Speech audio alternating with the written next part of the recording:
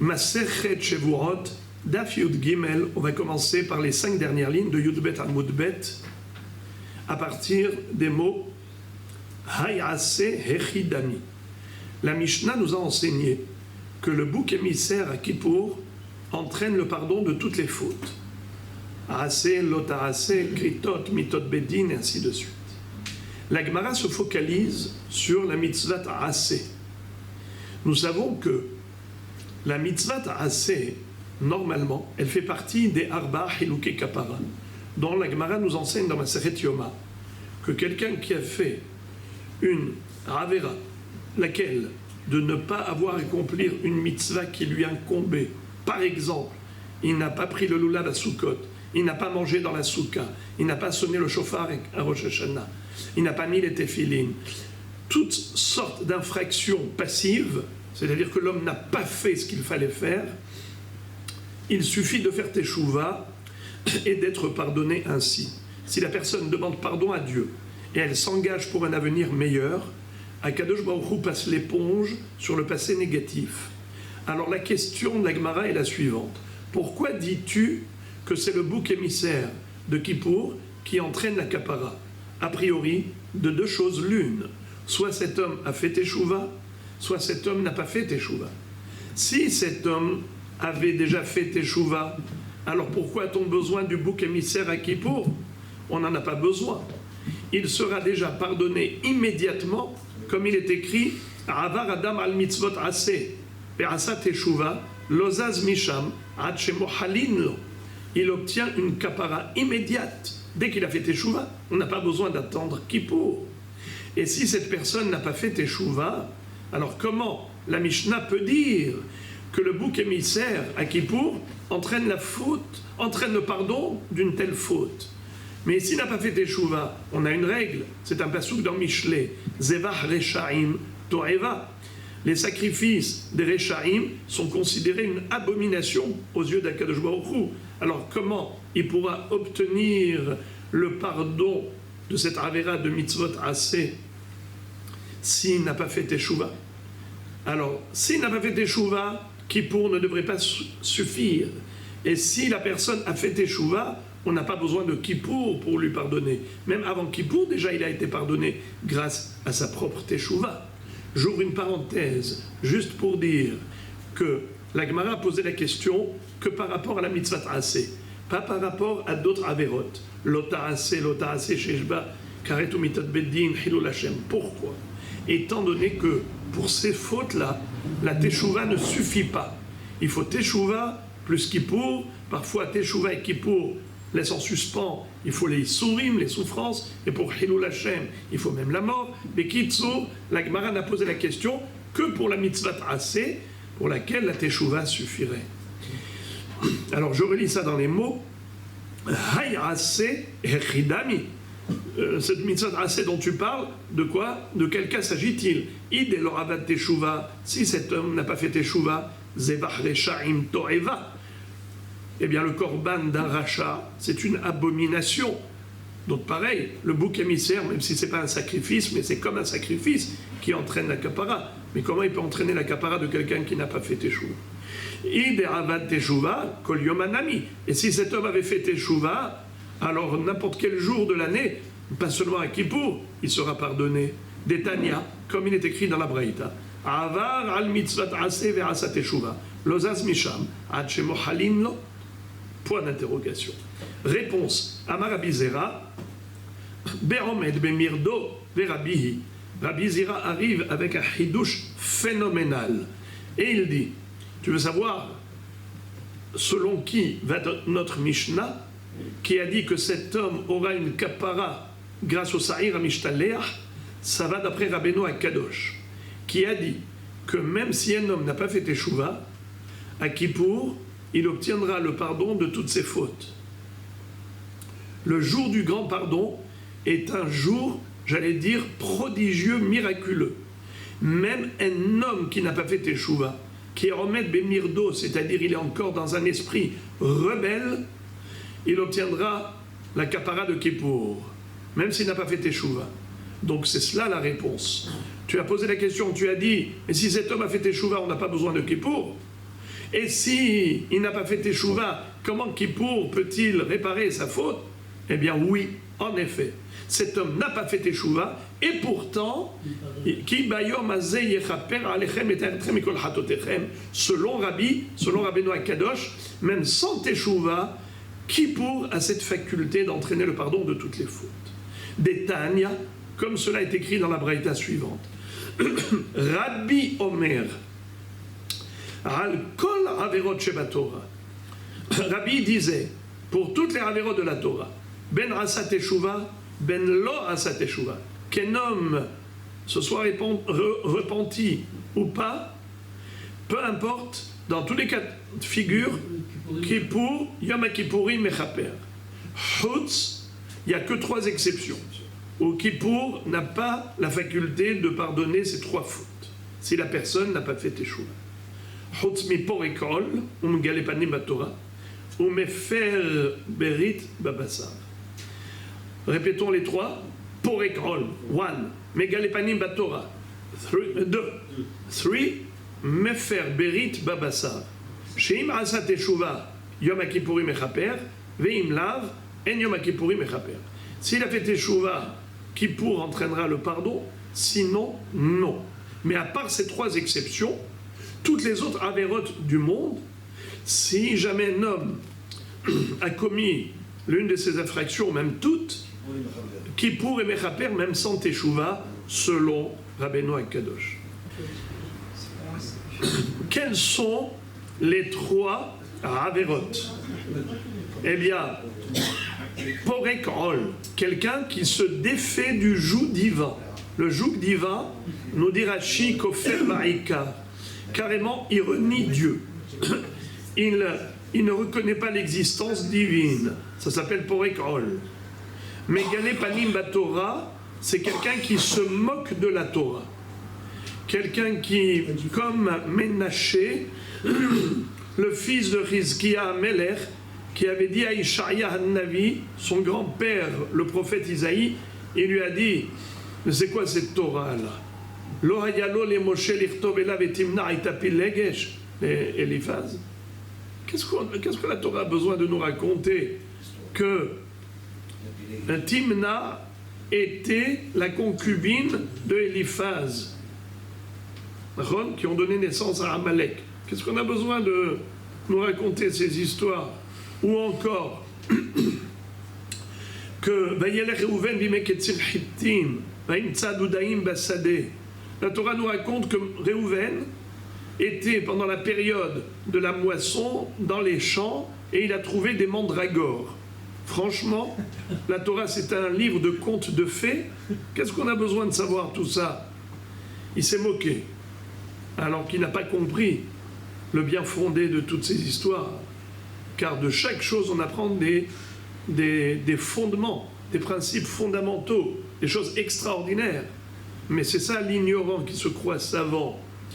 En tout cas, Megale Panim Batorah, Rashi dit, Baal Divrei Torah bechutzpa ou begilui azut panav, avec effronterie, il vient remettre en cause la Torah et la ridiculiser pour la tourner en dérision. Ça s'appelle Megale Panim. 3e Avera, c'est Mefer Berit Babassar, celui qui tire la peau de sa mila pour donner une impression de Orla. Comme s'il regrette que ses parents lui ont fait la circoncision. Il dit, mais je n'ai rien demandé à mes parents, pourquoi ils m'ont fait la mila? Mais je veux pas. Alors qu'est-ce qu'il fait? Pour se donner une impression de non-circoncis, il tire la peau comme si maintenant il y avait un prépuce artificiel. Ça s'appelle Mosher Berit Babassar. Mais faire Berit Babassar. Eh bien, ces 3 avérotes-là entraînent, c'est tellement grave que il va mériter karet. Il n'aura pas de ni Olamazé ni Olamaba. Regardez. Ces 3-là. 3 cas. Hikaret. Tikaret. Il sera retranché. son âme sera retranchée. Rabbeinu Akadosh, qu'est-ce qu'il apprend de là? Hikaret, lifne kippour, tikaret, ahari kippour. Rabbeinu Akadosh dit que ce sont les trois exceptions où il y aura karet. Pourquoi? Parce qu'il s'est moqué de la parole de Dieu. Kidvar Hashem Baza. Kidvar Hashem Baza. Baza, ça veut dire bizayon. Il a méprisé, humilié la parole de Dieu. Devar Hashem Baza. Bizayon. Il a fait bizayon à la Torah. Il a fait bizayon à Dieu en disant Dieu n'existe pas. Il a fait bizayon à la mitzvah unique qui a été donnée à Avraham Avinu.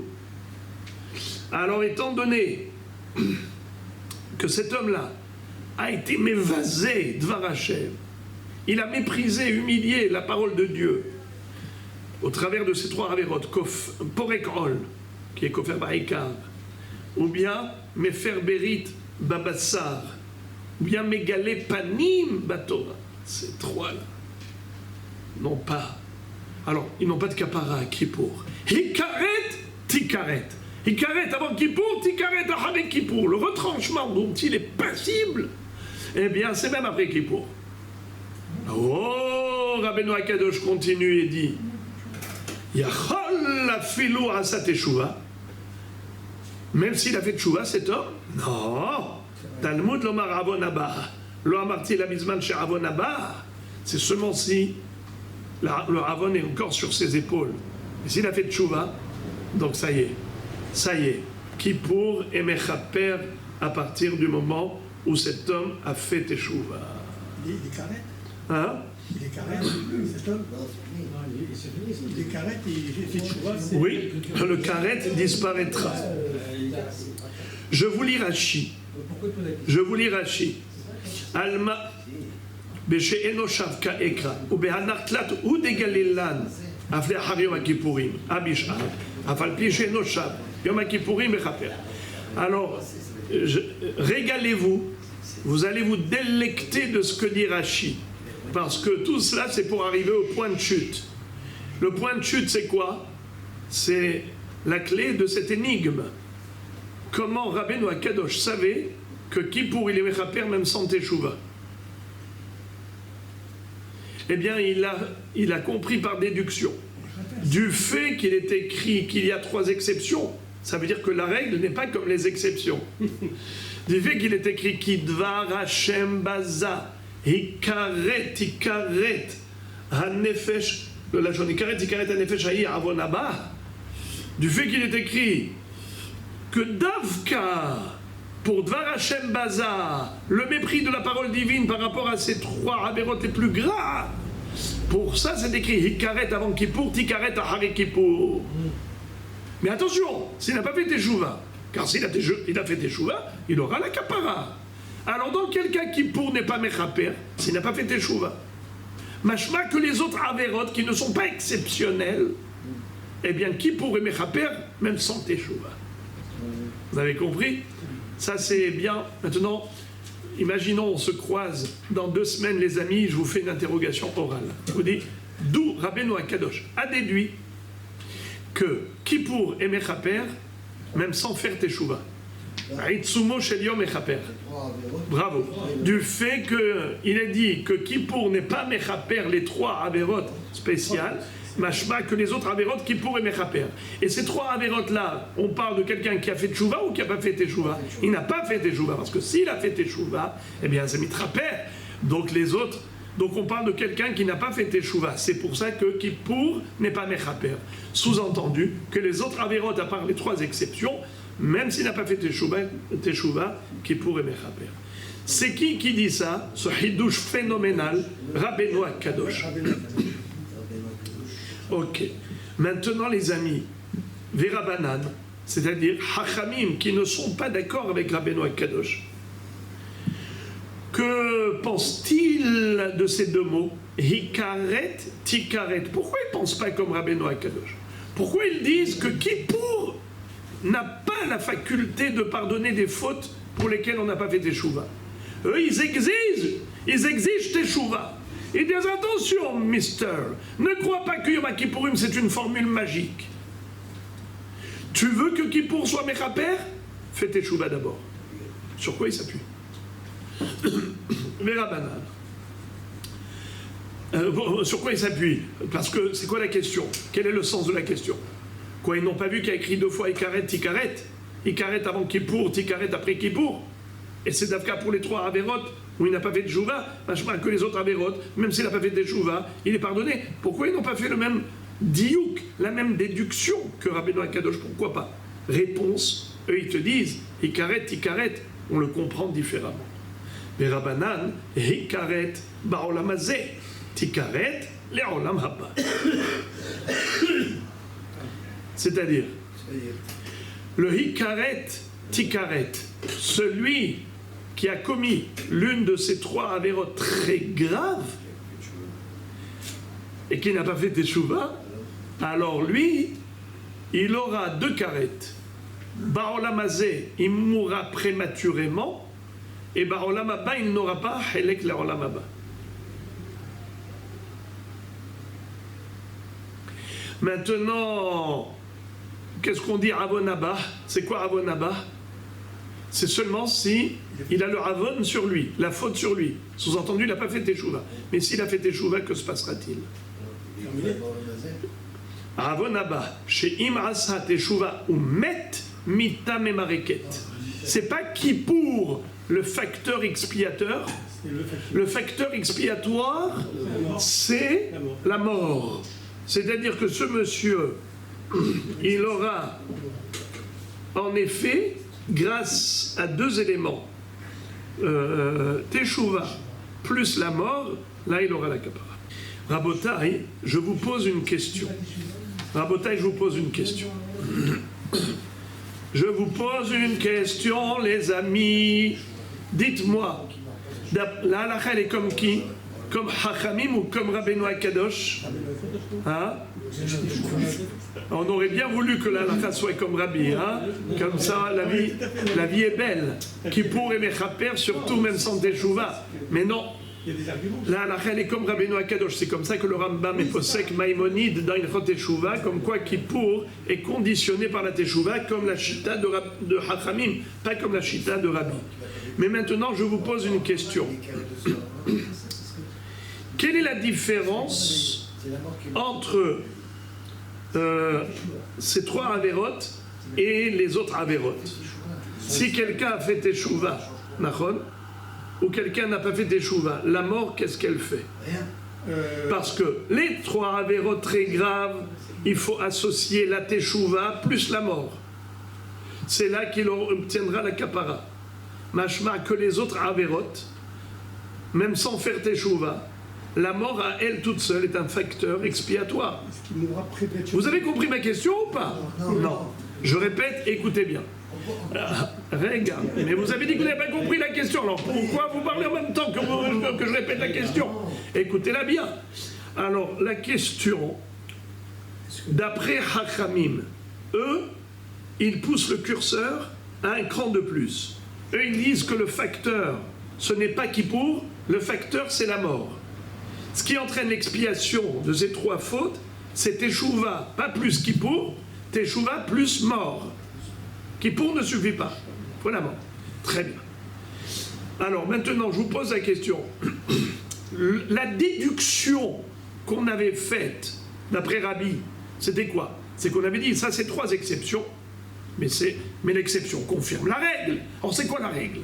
La règle, c'est que les autres avérotes, même sans teshuva, Kippour est un facteur qui suffit à lui tout seul pour déclencher le pardon de toutes les fautes, même sans teshuva. Afilo omed bemirdo, même s'il est encore rebelle. Rabotai, chez Haramim, où est-ce qu'il est le curseur? C'est quoi le référentiel? C'est pas Kippour, c'est la mort. Mais sinon, la structure de la réflexion, elle est la même. Seulement eux, ils appliquent ça à la mort, comme lui, il applique ça à Kippour. Mais le résultat est le même. C'est-à-dire qu'on devrait dire que pour toutes les autres avérotes, à part ces 3 exceptionnels, eh bien la mort devrait entraîner le pardon de toutes les fautes, même sans faire teshuva.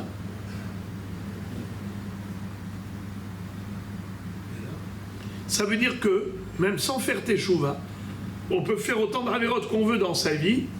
Après ça, c'est la mort. Il est mort, comme on dit, à Haremot, Kedoshim est mort. S'il est mort, dit qu'il est Kadosh. C'est comme ça que ça marche. La vie est belle, si la mort est si douce. Regardez Rabotai, ce que dit Tosfot. Tosfot nous apporte une lumière. Et ils disent comme ça.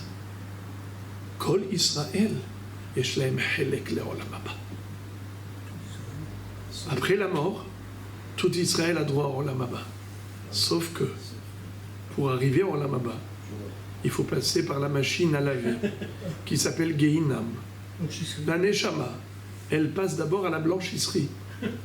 Dégraissage, ultra sec, une fois tout propre, il passe au Gan Eden. Et tu ne peux pas venir avec toutes les avérotes. Ça, c'est ce que la mort fait, c'est que tôt ou tard, il arrivera au Gan Eden. Qui afar ata, vel afar tashuv. Ve'aruach tashuv el Elohim asher netana. Ve'yashov afar el haaretz ka'asher haya. Le corps retournera à la terre retourne à la terre. Adam mina Adama. Et la Neshama rejoint son créateur. Aruach tashuv el Elohim asher netana. La mort est un tikkun. Quand Shlomo a dit à Adam Arishon, Ki biyom acholcha, mimenu mot tamut, la mort n'est pas une malédiction, c'est une réparation. Alors pour toute personne, la mort est une réparation, mais qui ne suffit pas. Il faut passer au dégraissage. Malheureusement. Normalement, il y a 12 mois de karcher. 12 mois.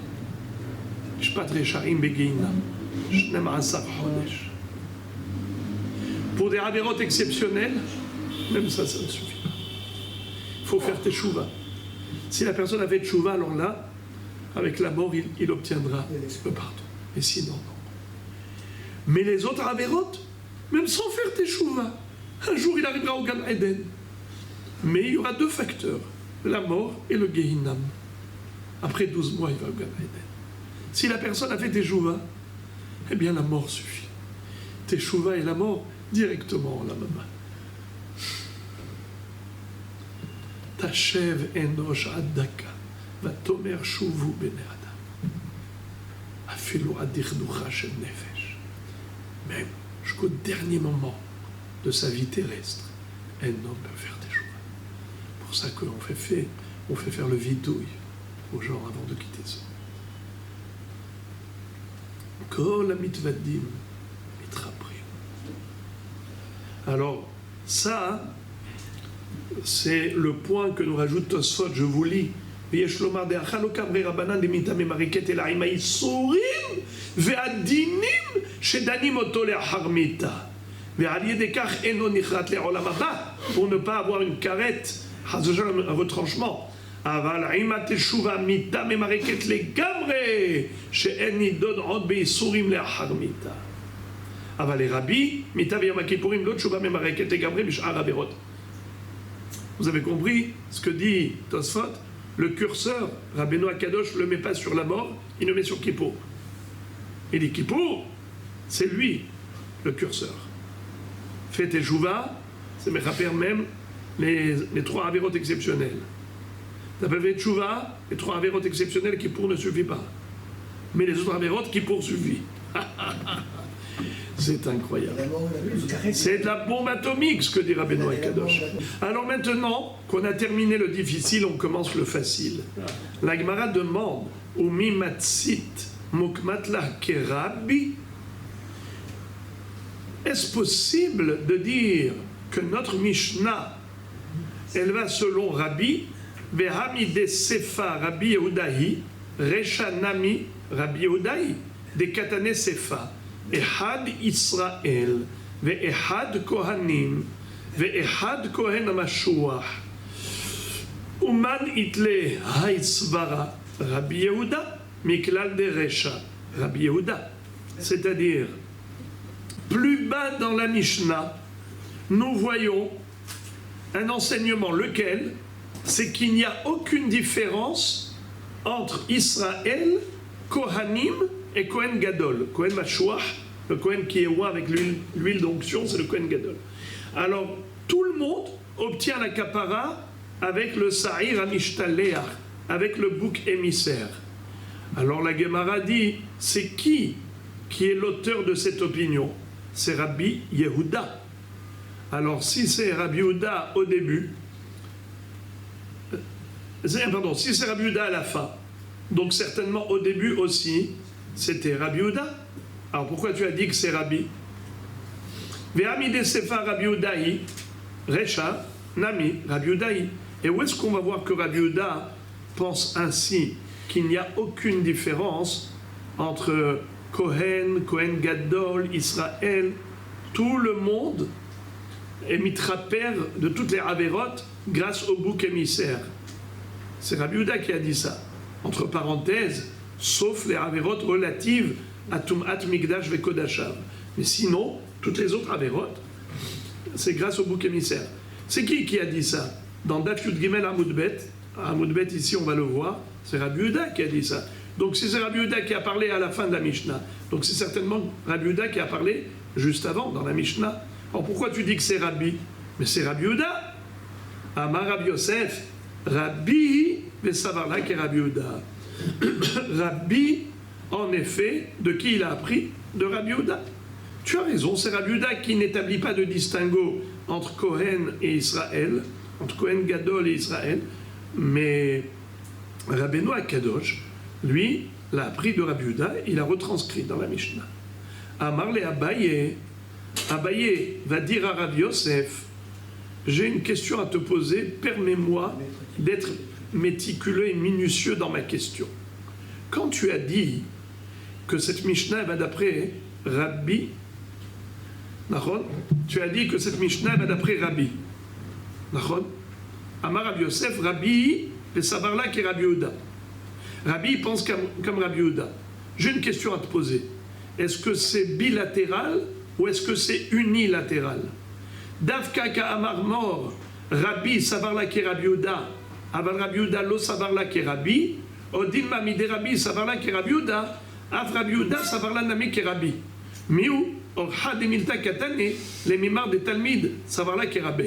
C'est-à-dire, il y a un hidouche attribué à Rabbi et il y a un hidouche attribué à Rabbi Yehuda. C'est quoi le hidouche de Rabbi? Interrogation orale. Ce qu'on a appris jusqu'à présent, ça fait déjà 1 heure qu'on en parle. Quel est le hidouche de Rabbi? Bravo! Qui pour Mechaper, même sans Teshuva. Très bien. Quel est le hidouche de Rabbi Yehuda? C'est qu'il n'y a pas de différence au niveau du bouc émissaire, il n'y a pas de différence entre Kohanim et Israélim. Que ce soit Israël, Kohanim ou Kohen Gadol, ils sont tous mitraperim par le biais du Sa'ir Amishtaleh, Sa'ir la Azazel. Ça c'est Rabbi Yehuda.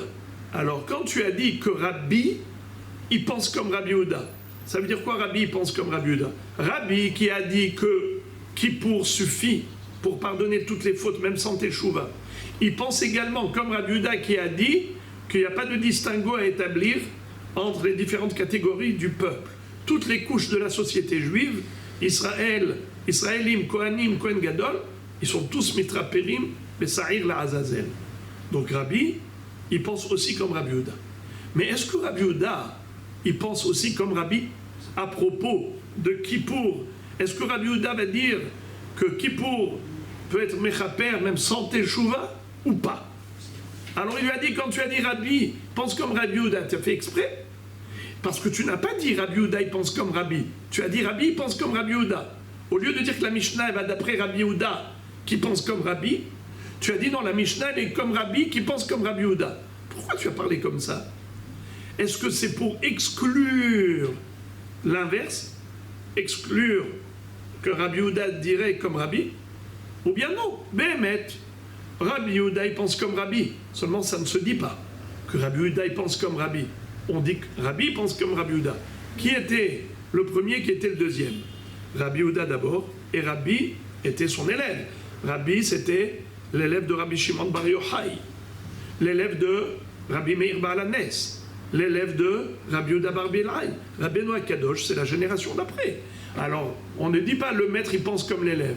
On dit l'élève, il pense comme le maître. C'est pour ça que tu as dit Rabbi, il pense comme Rabbi Yehuda, non pas pour exclure l'inverse, mais juste parce que c'est normal de s'exprimer ainsi.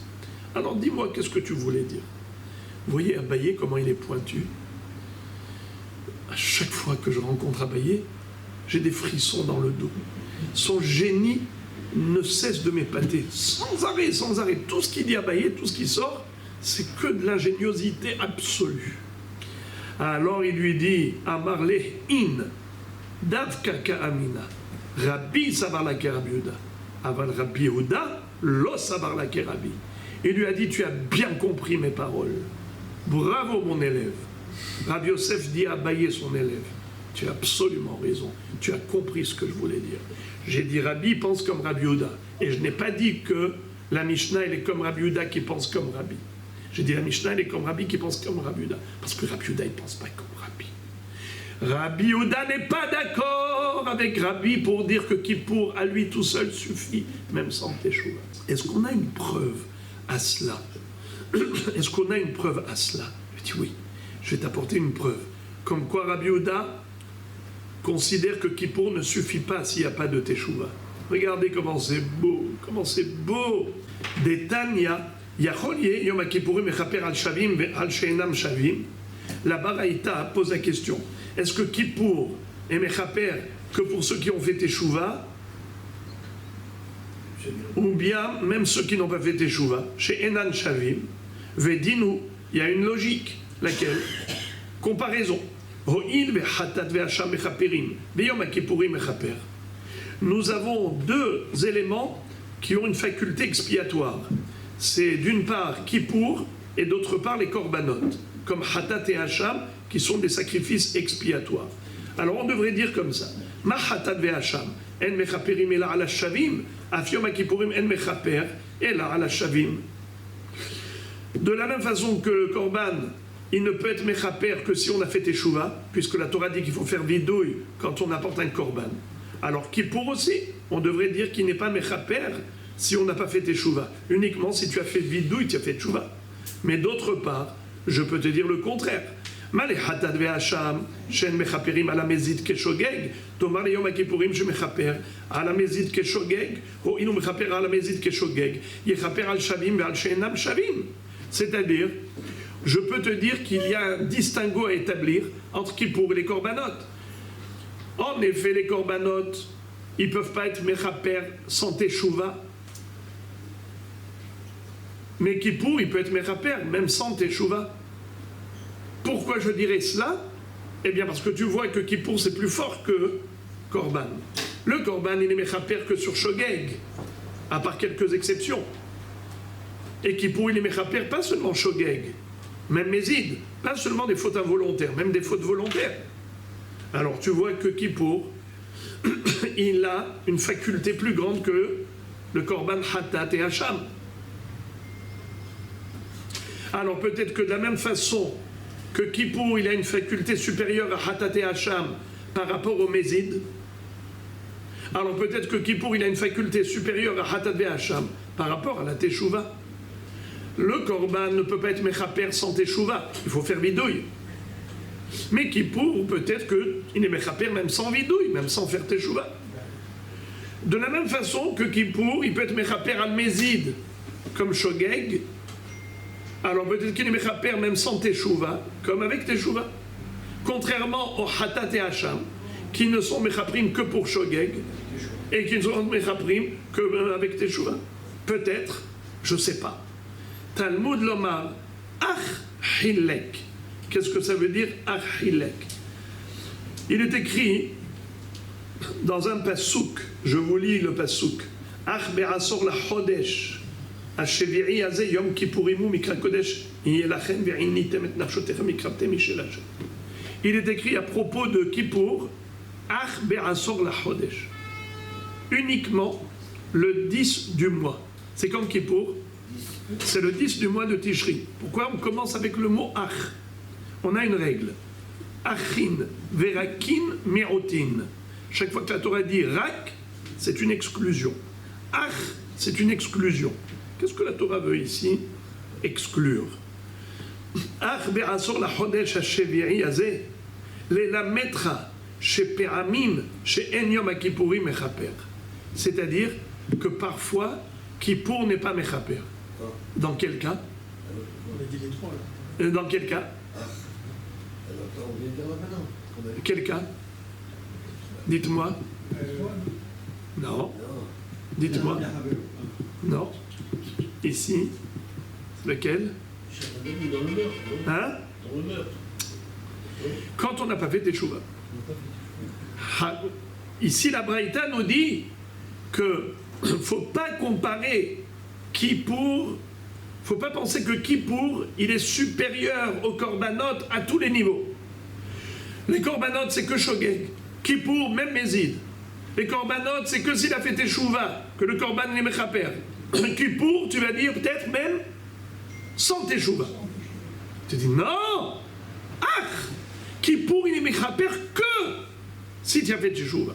Mais si tu n'as pas fait Teshuva, Kippour n'est pas Mechaper. Alors qu'est-ce que ça change par rapport au Justement, ça ne change rien.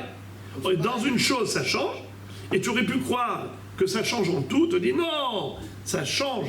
La différence entre Kippour et les Korbanot, c'est que par rapport à Shogeg et Mézid.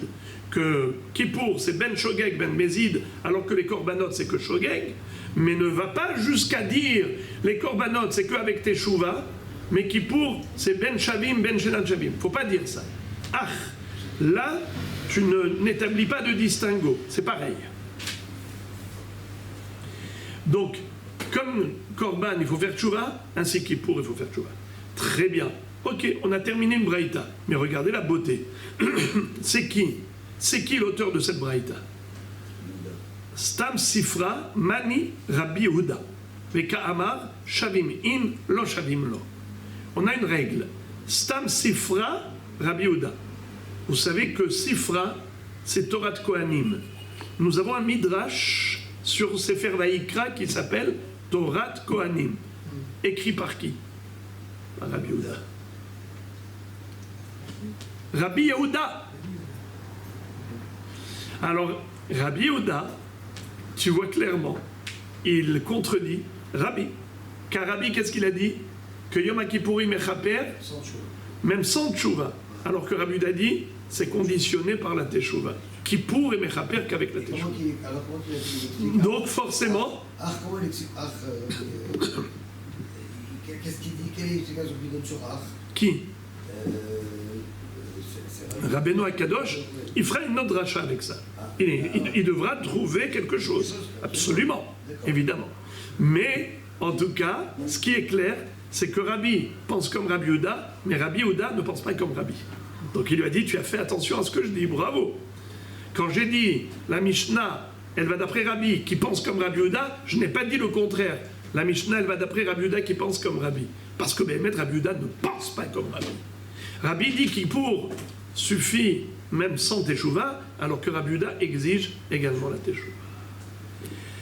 Alors maintenant, la Gemara dit, j'ai un petit problème.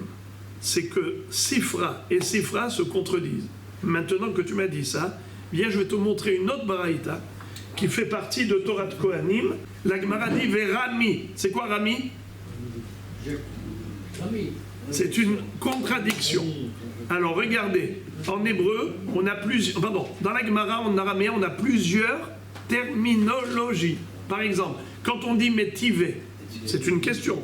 Quand on dit Matkif, c'est une question.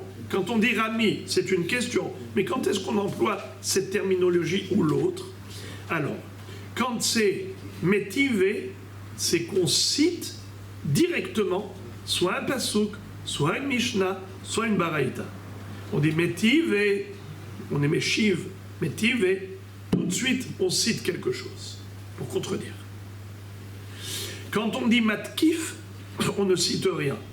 C'est une kushia, c'est une objection basée sur la logique. Un émora qui pose une question à un autre émora, mais par rapport à la logique. Il dit ce que tu dis, ce n'est pas logique. Matkif. Quand on dit rami ou raminhu, c'est qu'on cite deux textes qui se contredisent, soit de psukim, soit de baraitot, soit de mishnayot, et on les met en contradiction apparente. On dit comment ils peuvent se contredire, et là tu donnes la réponse. Tu dis non, ce passou qui parle de ça, ce passou qui parle de ça, ce Mishnah parle de ça. C'est comme ça que on dit à chaque fois rami. Et pourquoi ça s'appelle rami? La racine c'est en hébreu. Rama bayam. Rama, c'est quand on a plongé dans l'eau. Il a plongé dans l'eau les mitzrim, il les a noyés.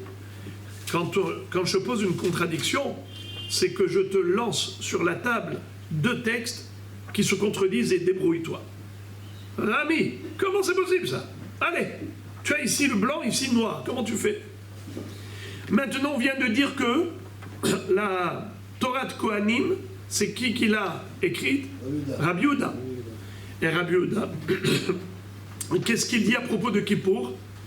Est-ce que c'est conditionné par Tchouva ou pas? Oui, conditionné par la Teshuva. Maintenant, je vais te montrer que dans la Torah de Kohanim, dans le Sifra, on te dit que Kippour suffit même sans Teshuva. Verami stam Sifra, astam Sifra. Detania, yachol lo yehe yom ha-Kippourim mechaper ela im ken it'anna bo, ukra'o mikra kodesh, velo asabo melacha. Est-ce que Kippour il est mechaper que s'il a jeûné, que s'il a sanctifié par l'appellation de Mikra Kodesh, c'est-à-dire qu'il a fait la tfila où il a dit Baruch Ata Hashem, Mekadesh Israël Veyom HaKippourim. L'orasabo melacha, qui n'a pas fait de melachot, c'est-à-dire qu'il n'a pas chas shalom fait un travail interdit pendant Kippour comme Shabbat, on n'a pas le droit de faire 39 travaux. Donc, c'est-à-dire que Kippour, peut-être qu'il est mechaper que dans la mesure où il a jeûné, où il a prié, où il s'est abstenu de travailler. Mais si le contraire, Loïtran Nabo, à Kippour, il n'a pas jeûné. Hasve Shalom. L'Okerao Mikra Kodesh, il n'a pas prié, il n'a pas proclamé sacré.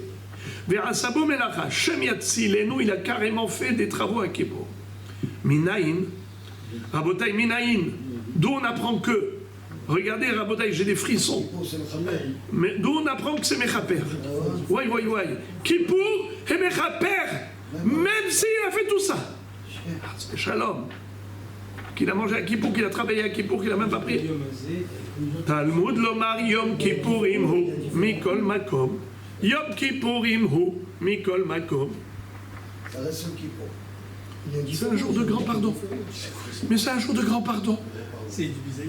Alors, déjà Rabotai, à part les frissons, à part la chair de poule que nous avons, mais cette baraïta, elle contredit la précédente. Amar Abaye la Kashia, Harabi et Harabi Yehuda. La Gemara dit, en fait, il y avait deux élèves, c'est comme ça que les Mefarshim expliquent, que la Torah de Kohanim a été rédigée par les élèves de Rabbi Yehuda. Et c'est qui les élèves de Rabbi Yehuda? Entre autres, Rabbeinu HaKadosh. Alors, celui qui a retransmis au nom de Rabbi Yehuda cette baraïta qui dit que Kippour il est mechaper à tout bout de champ, peu importe, Hashem Yatzilenu, même quelqu'un qui a mangé à Kippour, même quelqu'un qui a fait une mélara à Kippour, même quelqu'un qui n'a pas fait la tfila, même lui il est mechaper. D'après Rabbeinu HaKadosh, on y va jusque-là. Mais ça contredit ce qu'on avait dit juste avant, dans Torah de Kohanim, où Kippour est conditionné par la Teshuva. Et la Gemara dit, ce sont deux élèves de Rabbi Yehuda, la Kashia, Harabi et Rabbi Yehuda, c'est-à-dire Rabbeinu HaKadosh, c'est lui l'auteur de cette braïta, de Torah de Kohanim, au nom de Rabbi Yehuda, c'est comme ça qu'il faut comprendre. Et l'autre, c'est Rabbi Yehuda par rapport à un autre élève qui l'a retransmis ainsi.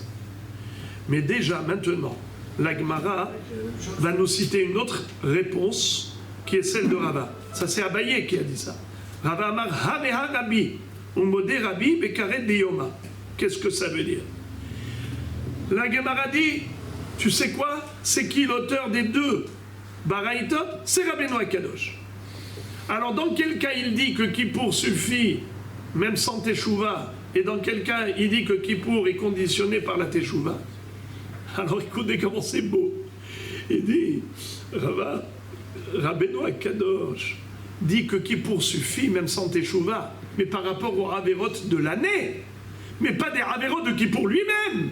Pas pour quelqu'un qui a mangé à Kippour, pour quelqu'un qui a fait des travaux à Kippour. Lui, c'est sûr que non, Kippour n'est pas Mechaper, ça s'appelle Karet de Yomé. C'est le Karet que la Torah condamne. Un homme qui mange à Kippour est condamné au Karet. Quelqu'un qui fait une melacha à Kippour, c'est comme Shabbat, il est condamné à Karet. Pour ce Karet-là, il n'est pas pardonné, évidemment. Vous entendez? C'est ce que dit Rava. Maintenant, Rabotai, tenez bien, vous allez avoir les cheveux qui vont s'hérisser. Deilote Mahachi, car si tu vas pas dire cela, Karet Yom Kippourim les Rabbi Litle, parce que si tu n'admets pas ce que je viens de dire, alors comment Rabbeinu Akadosh peut comprendre la Torah? La Torah dit que celui qui mange à Kippour, il est Chayav Karet. Celui qui fait un travail à Kippour, il est Chayav Karet. Mais si tu me dis que d'après Rabbeinu Akadosh, Kippour est un facteur expiatoire, même pour quelqu'un qui a mangé à Kippour, et même pour quelqu'un qui a fait un travail à Kippour, alors dans ce cas-là, comment il comprend la Torah? La Torah dit Karet, et lui dit non. Quoi, il va contredire la Torah? Comment il comprend? Donc forcément, il y a une différence entre Kippour et Kippour. Kippour, quand est-ce qu'il est mechaper tous les karettes de l'année, et il est mechaper toutes les avérotes de l'année, à condition que tu as respecté, observé le Kippour. Mais si tu n'as pas observé Kippour, c'est-à-dire que à Kippour, il a mangé, à Kippour, il a fait un travail, alors là, ça s'appelle Karet de Yomé. Le Karet de Kippour, c'est sûr que Kippour ne peut pas expier une faute pareille de celui qui a transgressé Kippour lui-même. C'est logique, d'accord? Alors je répète, la Torah dit Karet pour celui qui mange à Kippour. D'après Rabbeinu Akadosh, c'est comme ça que ça va se passer? Oui. La Torah dit Karet pour quelqu'un qui travaille à Kippour. Ça va se passer comme ça? Oui. Est-ce que Kippour, il est mechaper ces fautes-là de celui qui mange à Kippour? Non. Est-ce que Kippour va être mechaper celui qui travaille à Kippour? Non. Très bien. Alors, Kippour, il est mechaper sans Teshuvah, quel Karet, quel Averot? Les autres de l'année. Ok? Écoutez maintenant, je vous ai dit que ça va vous faire frissonner. Écoutez la réfutation d'Agmara. L'Agmara dit Alamalo. Alamalo. Et pourquoi pas? Pourquoi ne dirais-tu pas que Kippour expie même les fautes de Karet de Kippour? Même quelqu'un qui a mangé à Kippour, Hasve Shalom, même quelqu'un qui a fait un travail à Kippour, Hasve Shalom, peut-être que d'après Rabbeinu Akadosh, il est mitraper. Ah, c'était quoi ta question? Tu m'as dit alors dans ce cas-là, la Torah qui a écrit Karet pour celui qui transgresse Kippour, pour qui c'est ce Karet? Regardez ce qu'il va lui dire. Il lui a dit Mishkahatla, peut-être que c'est pour un cas de figure très spécial, un cas extrême. Kegon de Avad Belelia Umet, Delo Atayemama Lechapurele. C'est-à-dire, Ki Bayom Azeh Yechaper Alechem, Bayom Velo Balayla. Quand est-ce que Rabbeinu Akadosh a dit que Kippour il est mechaper à Kol, mais il faut le Yom Kippour? Imaginons le bonhomme, il a mangé le soir de Kippour. Et il est mort pendant la nuit. Ou bien il a fait un travail le soir de Kippour. Il est mort pendant la nuit. Eh bien, il n'a pas eu la capara de Kippour. Mais quelqu'un qui n'est pas mort pendant la nuit, et il a vécu le jour de Kippour, peut-être que même s'il a mangé le soir de Kippour, ou il a fait un travail le soir de Kippour, il aura peut-être la capara. Qui bayom azé, rappelle. Première réponse. Ou encore, alors la Gemara dit, et la ima, karet de imama les rabbi litle. Alors la Gemara dit, alors là, tu as raison, mais karet de yemama, c'est-à-dire quelqu'un qui mange le jour de Kippour. Ou quelqu'un qui fait un travail le jour de Kippour. Celui-là, tu es obligé de dire que d'après Rabbeinu Akadosh, c'est pas possible que Kippour soit mechaper. Quelqu'un qui a mangé le jour, qui a fait un travail le jour, C'est pas possible, d'accord? Rabbi, il est obligé d'admettre que c'est écrit clairement dans la Torah noir sur blanc qu'il y a karet pour quelqu'un qui mange à Kippour ou qui fait un travail à Kippour. Alors, dit la Gemara, dit la malo. À nouveau, je peux trouver encore une possibilité de dire que la Torah, quand elle a dit karet, pour celui qui a mangé à Kippour ou un travail à Kippour, c'est dans le cas suivant. Lequel? Où il n'a pas eu la kapara de Kippour. Mais quelqu'un qui a eu la kapara de Kippour, même s'il a mangé à Kippour, ou il a travaillé à Kippour, il aura la kapara de Kippour. Comment est-ce possible? Regardez-moi ça. C'est quoi le cas où il n'a pas eu la kapara de Kippour? Mishkahatla de achan umtsa ve hanke umet inami d'achal samur lishkiata hamad elo avashut echapur ele. C'est-à-dire, imaginez-vous, les frères et les amis, le bonhomme, regardez ce qu'il a fait. Il a mangé à Kippour, regardez, il a mangé, il est mort étouffé. Alors, il a mangé, il est mort étouffé. Quand il a mangé, celui-là n'a pas de kapara. Pourquoi il n'a pas de kapara? Parce qu'il est mort étouffé. Non, il a mangé. Bravo, il n'a pas eu de Kippour après manger. Étant donné qu'il n'a pas eu une seconde de Kippour après manger, s'il avait déjà avalé et après il a vécu encore 5 secondes de Kippour, Alors celui qui mourrait à la fin de Kippour. Regarde. Alors, celui-là, il a eu... Mais écoutez, vous n'écoutez pas. Ce monsieur, il a mangé et il n'est pas mort étouffé. Il est resté encore 2 secondes de plus après manger. S'il a avalé, il est resté encore 2 secondes. Celui-là, peut-être qu'il a capara. Qui te dit non? Peut-être qu'il a capara. Et tu vas me dire alors, quand la Torah a parlé de karet, elle a parlé de qui? Eh bien, peut-être qu'elle a parlé du cas extrême, Rabbi Matok. Peut-être qu'elle a parlé du cas extrême, où il n'y a pas eu même pas 1 seconde de Kippour après manger. Comment? C'est qu'il a mangé et il est mort, étouffé immédiatement par cette consommation. Alors il n'a même pas eu 1 seconde de Kippour par la suite. Donc peut-être que de ce cas-là, la Torah dit karet, il n'aura pas Olam Haba. Primo.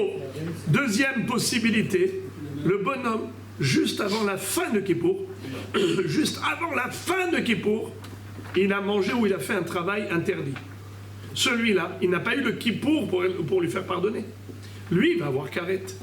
Alors, tu me dis, c'est obligé que d'après Rabbeinu Akadosh, c'est obligé que Kippour n'est pas mechaper pour celui qui a mangé. Kippour n'est pas mechaper pour celui qui a fait un travail à Kippour. Obligé. Pourquoi? Parce que sinon, il va contredire la Torah, Rabbeinu Akadosh. La Torah dit karet et lui dit non. Il dit que Kippour il est mechaper. La Gemara dit pas du tout. Même si Rabbeinu Akadosh voulait dire que même celui qui mange à Kippour, qui fait un travail à Kippour, Kippour est mechaper, il n'est pas en contradiction avec la Torah. Pourquoi il n'est pas en contradiction avec la Torah? Car il se peut que la Torah parle du cas, dans quel cas il y aura karet, dans le cas où il n'y a pas eu de Kippour après la Havera. Par exemple, il a mangé, il est mort étouffé immédiatement. Alors, il n'y a pas eu 1 seconde de Kippour après la Havera. Comment tu veux lui enlever le karet? Eh bien, lui, il restera avec le karet là-haut. Il n'aura pas droit au Olam Haba. Ou encore, celui qui, juste avant la fin de Kippour, a mangé ou a fait un travail. Alors lui, comment tu veux qu'il ait une kapara pour ça? Mais dès qu'il a terminé l'action, c'est déjà Motza et Kippour. Kippour est déjà sorti.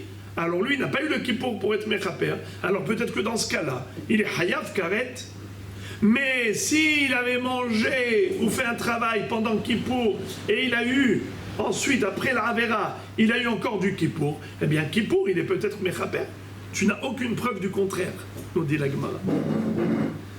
C'est bombardesque. Je voudrais juste vous dire par là que d'après Rabbeinu Akadosh, la faculté de Kippour, c'est pas pour rien qu'à la fin de Masechet Yoma, la dernière Mishnah de Masechet Yoma qui traite de Kippour, elle termine avec Amar Rabbi Akiva.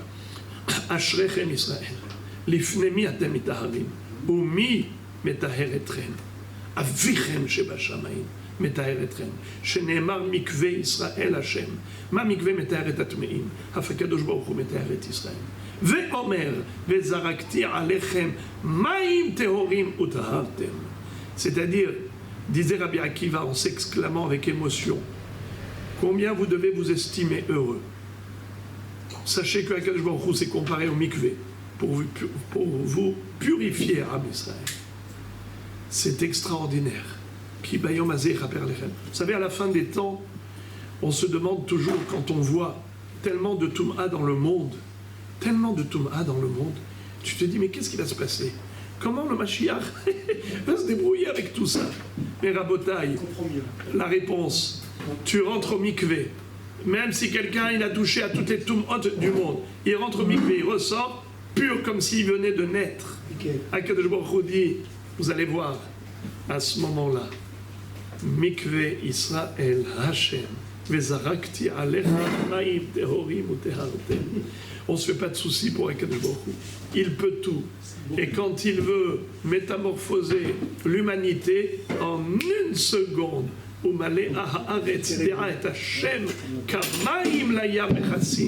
la terre se remplira de la connaissance de Dieu comme la mer est remplie d'eau, comme le lit de l'océan est recouvert d'eau.